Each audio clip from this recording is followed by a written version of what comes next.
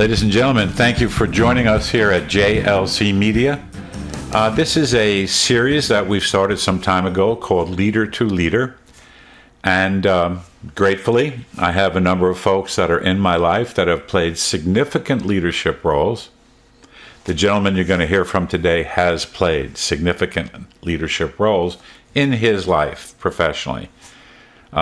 He is retired, and I'm going to dig in a little bit with him to learn about some of the significant nature of his development, personal development as a leader. And hopefully, by the time this is concluded, those of you who are listening will find a little something to grab onto, a little piece of practical knowledge that you could take with you moving forward. So, Colleen, what are you hearing me say this one's about? Yeah, well, I'm really looking forward to this. It's Jim's going to share with us some of his learnings and his personal practical knowledge and his leadership journey. And our hope is that all of our listeners, as always, walk away with something that they believe really resonated well that they can apply in their everyday leadership conversations and to help them on their leadership journey as well. That's nice. And notice, Jim, she said everyday leadership conversations. We think those conversations happen all day long. It could be one-on-one, could be in the hallway, could be in the bathroom, who knows? Could be any space where somebody says something about, so boss, what do you think about X? Or I'm struggling with Y. So this idea that leaders should be thinking from our standpoint, that every conversation is an opportunity for leadership. So anyway, with that said, let me get you started by telling us a little bit about you and your leadership journey. All yours, Jim. Okay. As Colleen said, Jim Solberg is my name.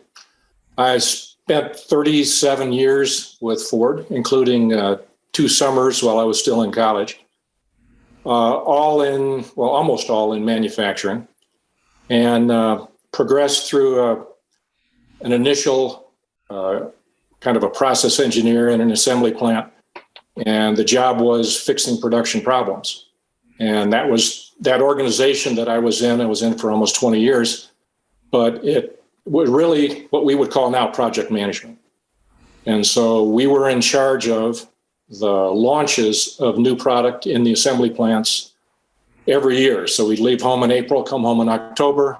You get home maybe every second weekend or something like that while you're doing that, but all over the country. We got to leave the plants when the line got up to capacity. So worried about quality and cost at the same time. After that, I moved into a quality assignment, working with purchasing, visiting suppliers, learning a little bit about the supply base. Ended up going back into project management. I launched everybody's police car in 1992 and 3. Crown Victoria and St. Thomas, where I came home and told my wife I got to go to St. Thomas. And when I told her it was in Ontario and it wasn't an island, she was not. And after that, I spent some time in a joint venture with Mazda here in the States in an assembly plant. We built the Ford Probe and Mazda 626. And spent 4 years there, ended up as the president of that organization, and learned a lot about international business and not being in a big corporation. And then after 4 years of private Japanese lessons in that group, I got sent to Sao Paulo, Brazil, where I got Portuguese lessons. But I had Latin American manufacturing for Ford and closed out my career coming back to the U.S. and was responsible for powertrain manufacturing in North America and a few other related responsibilities with lean manufacturing around the world.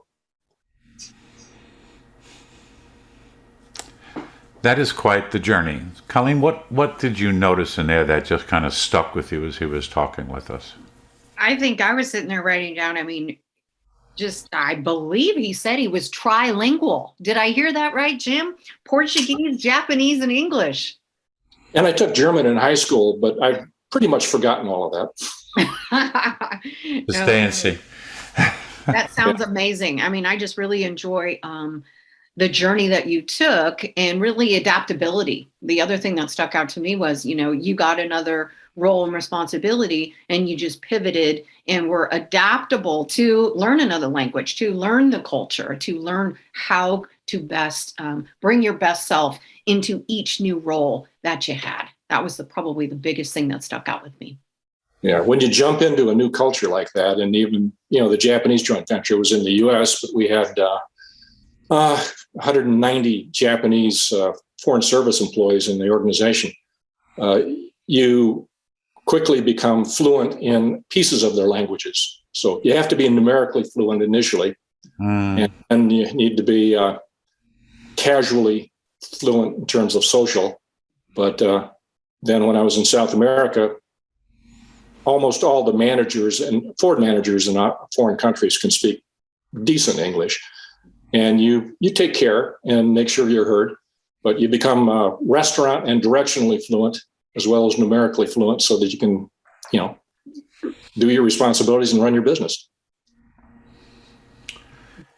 Seems to me that, because I think about all these different cultures that you bumped into, that they all had somewhat different ways of leading.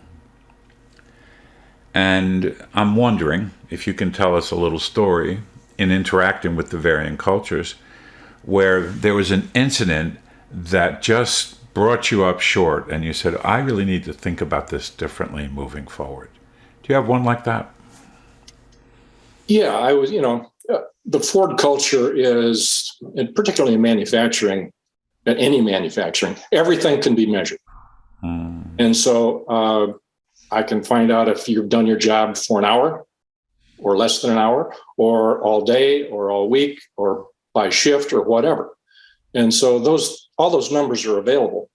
And when I was in the Japanese joint venture, we were launching a new model year and we had a facility at the end of the line. So car was completely built, bought off, all quality checks, and it went through what we called it a waxing machine.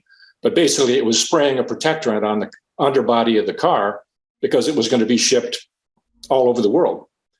And that machine wasn't running terribly well.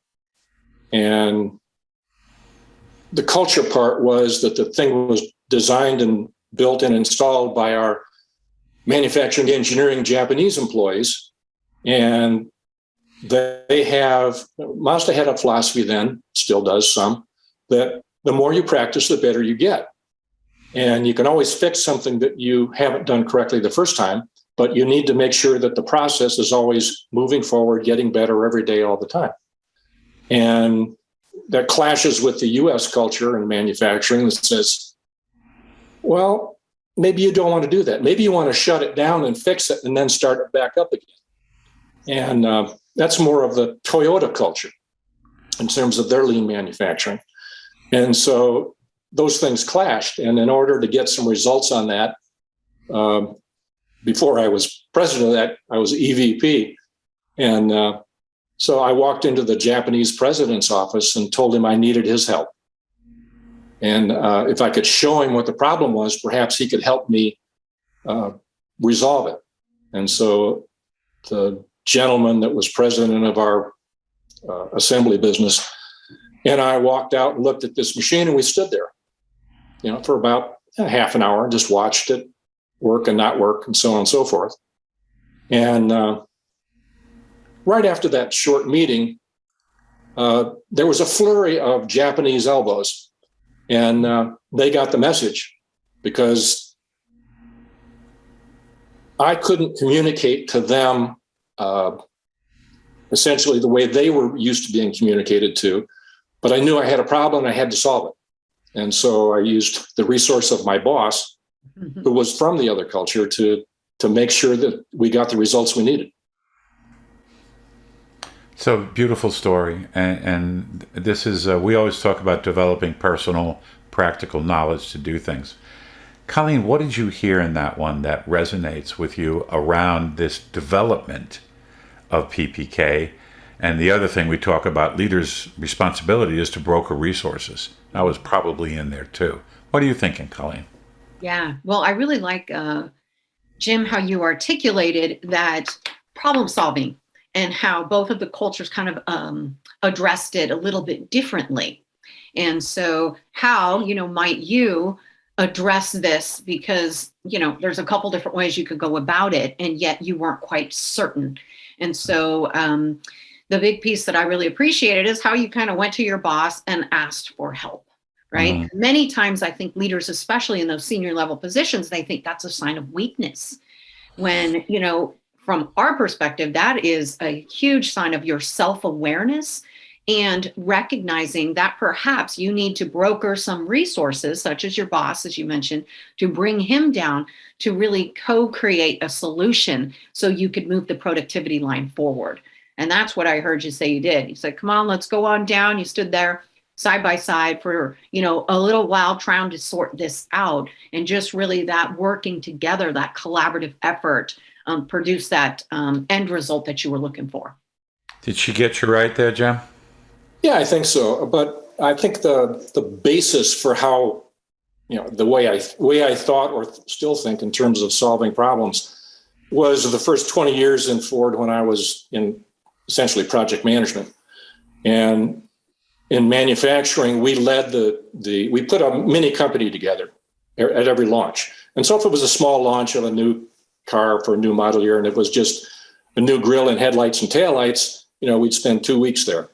But if it was a major launch, we would have sometimes as many as 200 engineers, purchasing people, material planning people, on site in a rental trailer village outside the plant.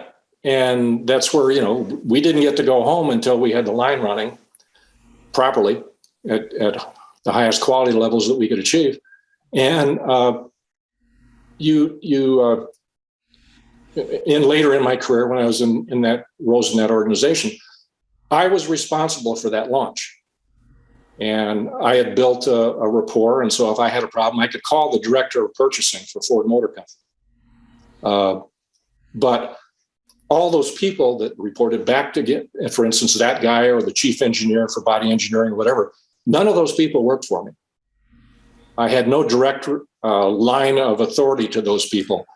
And so you have to build a team in order to get team results. And so that's kind of how I look at my whole career doing that. And one of the, and you and I have talked about this, but one of the essential pieces of that is you go to work every day thinking, I can learn something today that I didn't know about, or I can hone something. And sometimes you learn that you learned the same thing you learned yesterday, but not always. Yeah. Yeah, there's always something. So one of the things we did in a previous podcast with another leader, that leader talked about staying in learning so they could develop more practical knowledge. And I do have a question, though. You made me think of something. You have people from these different divisions, right? And their collective work is supposed to produce a product that people will use and enjoy, right? And there are metrics to make sure we're doing this all right. How did you help them see the interdependencies that are going on between the different shops? Tell me a little story about how you helped them, or what you did, so that they could recognize how what I'm doing over here is impacting the end state, of course. And I also need to understand what's happening in these divisions around me. Well, for instance, during a launch like that, you have a daily problem meeting. And you have leaders from manufacturing areas, body shop, paint shop, trim and chassis, vehicle evaluation, the quality guys from not only the manufacturing group, but quality guys from world headquarters have a license to show up and tell you that you're wrong.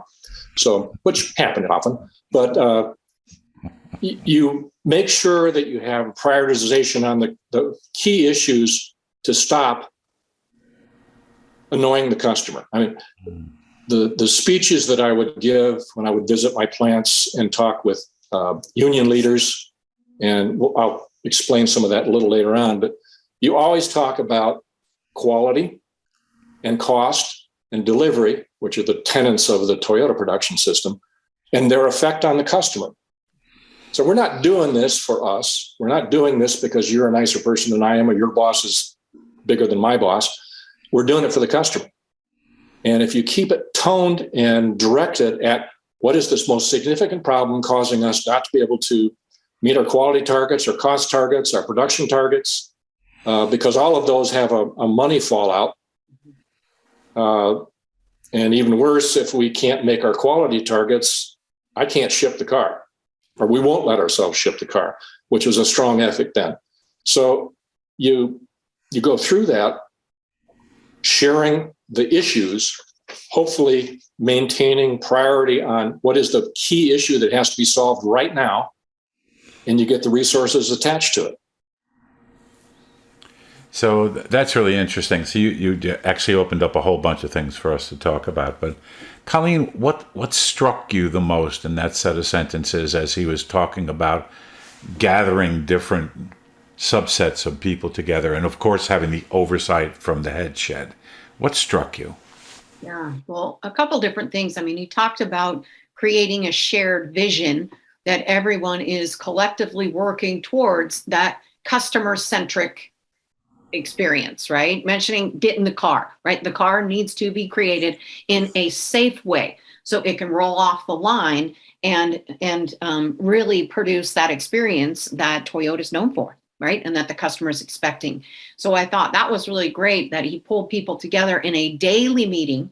While people are focused on day-to-day operations, they're still remembering they are part of the team or the system interdependently that work together to problem solve to ensure that the team collectively can move forward. So whether it's an issue in quality, it might impact multiple of those departments, but they can be there, solve it quickly so they can continue to move forward and get the results. So I like, those consistent meetings and also that conversation around being customer centric and focused on that end result. There's something there about that I really like that too. Numbers and metrics matter, and we could hit our numbers and miss the customer satisfaction piece unless there was some collaborative, interdependent set of methods to get there. Jim and I have chatted about that actually at other times, and I think they're huge pieces. And I'm not going to get to the role triangle today, which is one of the things I think Jim is noted for, because these podcasts are fairly short, and this one is winding down slightly in terms of time, not in terms of interest, because this has been great.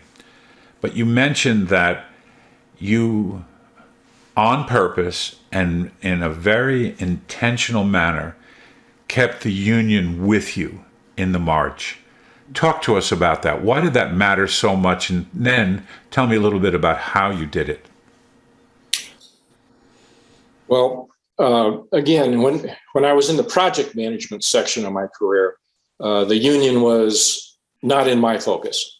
Mm-hmm. I would talk to them. I knew that they were powerful in their own right and had the ability to influence the outcome. So you respect them. You abide by the rules. You don't do anything stupid. But we were focused on getting quality up to date, throughput corrected, no mistakes, car or truck to the customer. So later in my career, when I had responsibility for manufacturing facilities, union relationships become pretty important.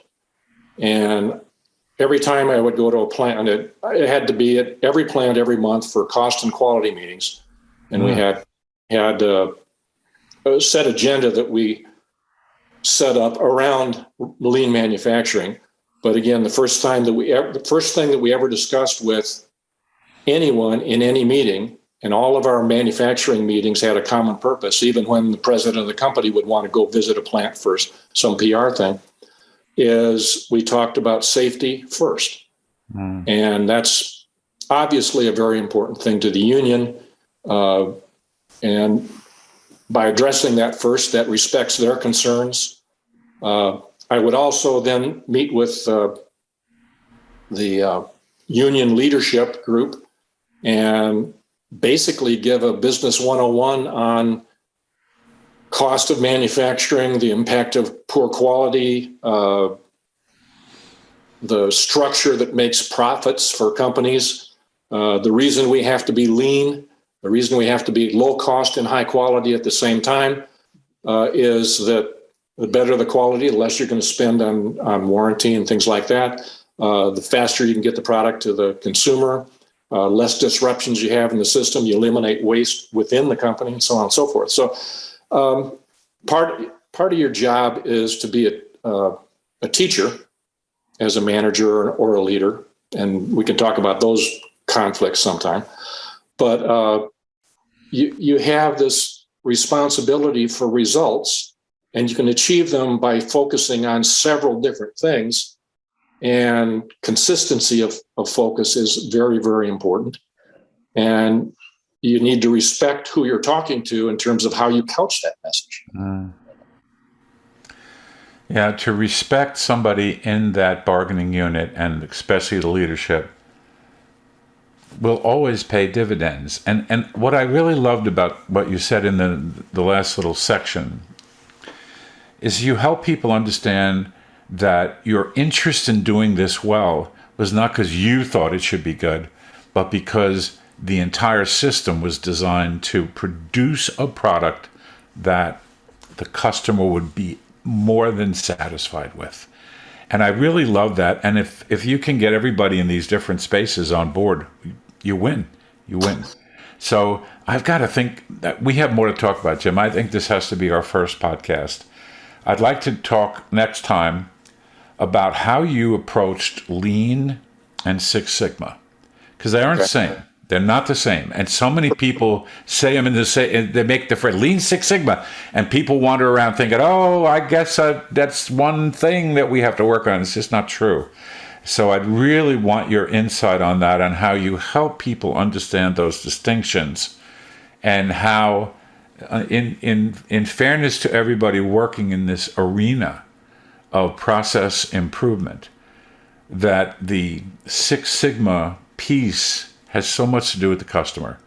So those of you that are listening, I want you to hear the next one, because I think that's going to be nothing but fun. Colleen, what resonated most for you today in this podcast? Yeah. Well, I just want to say the other thing that popped up for me was another podcast. I wrote this one down too, Jim. Manager, leader, teacher.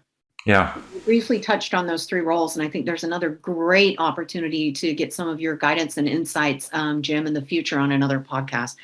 But I think the biggest thing that really resonated with me was, Jim, when you mentioned the importance of showing up in a space of learning.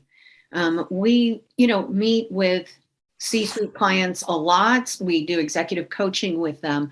And many times people don't have, we call it the leadership with-itness, or the leadership presence to recognize when they're not showing up in a space of learning, or when they show up in a space of knowing, and how that impacts the team and the environment where people feel comfortable in sharing their thinking, and how that in turn really limits decision making, right? And because when you're getting limited data that you need to make an informed decision, then perhaps it might not be the best decision that you possibly could make. So I really appreciate the fact of the importance of showing up in learning. And there's something there that would create a space of safety for those that you're working with. How did Colleen's thinking land on you, Jim? Well, it reminded me of something that is developed in my thought process over time. When you look back at very charismatic people who are leaders in an organization, but not necessarily managers. And so they are leading by their charisma, perhaps without full knowledge of what they're really supposed to be doing. And you get a cult of personality as opposed to a boiling pot that gives you results instead of whatever. And so you have to have people who have the leadership ability and the management ability to get people organized. And that's, you talked about it, the leading, the managing, and the learning. The funny story I also tell is that when I was in high school, my mother was very worried that I was going to be a nobody. And so she forced me to... All of our mothers probably thought that. Please continue. So anyway, I was privileged to spend 4 Saturday mornings at the University of Michigan in their personnel area. I can't remember the name of the stuff because I was a senior in high school. But aptitude tests and what did I like and what I didn't like. And I became an engineer because I didn't like people and didn't want to deal with them. So that worked for me then. But as career progressed, how do you get things done? Well, you can't talk to a machine. Well, maybe you can nowadays, but you couldn't then. You can't, it doesn't respond to profanity or kicking it. And so you have to learn how to teach, and you have to learn how to have, to quote a great book title, learning organization. And so my leadership skills developed through that transition. And, the desire to constantly learn or not think that you can't learn anything more is essential to that. And to learn that as you go and then become the teacher to the organization of why you want to do things differently.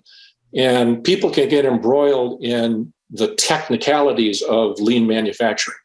How do I keep my workspace clean? Why can't I, in this big battle with the union, why can't we have a 15-minute conversation with our teams and shut all the lines down and just have talk?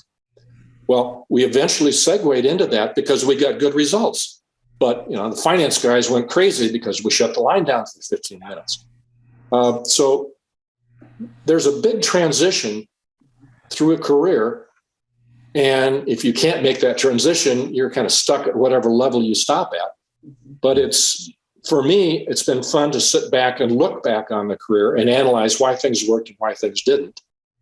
And that's another part of the fun about talking about it. Okay, so this is going to be fun. So, Colleen, please add a little learning organization piece. I love this because when it was given to me, I kind of glommed onto it right away. I was at a talk about what do leaders do, and we had people from all different leadership walks of life in the room. And the person leading the seminar said, leaders do 3 things. They do them over and over and over. They design, they teach, and they steward. So the next time we talk, I'm going to probably get you started there and then shift into our other pieces. And Jim, I think we got a series, if you're willing. We have a series of podcasts for us to do that I think the people listening will absolutely love. So I hope you are willing, and I'm really grateful that you came on with us today. Great. So Colleen, final thoughts for this one? Yeah, just once again, I really appreciate your insights and looking forward to learning more. I mean, I think we just brushed kind of the top of the wave. So looking forward to learning more and diving a little bit deeper in some of your guidance in our next podcast. Excellent, excellent. Ladies and gentlemen, thank you so much for being with us.